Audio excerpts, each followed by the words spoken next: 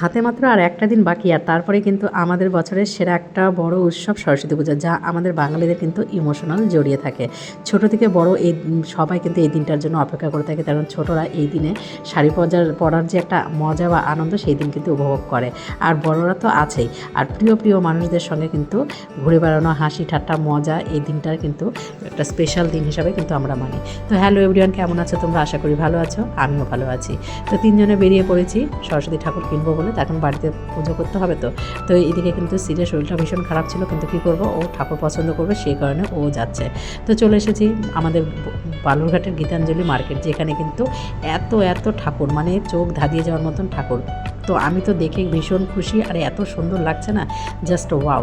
আর প্রত্যেকটা ঠাকুর শুধু দেখো, আর ছোট থেকে বড় ঠাকুর, মানে বড়গুলো তো ভীষণ ভালো লাগছে দেখতে, আর ছোটরাও কিন্তু তার থেকে কম না।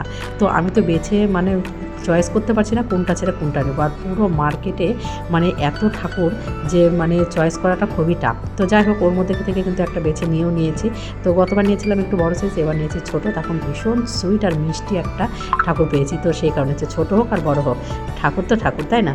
তো অবশ্যই দেখতে থাকো কোন ঠাকুরটা নিয়েছি। অবশ্যই নেক্সট ভিডিওর জন্য অপেক্ষা করো। টাটা।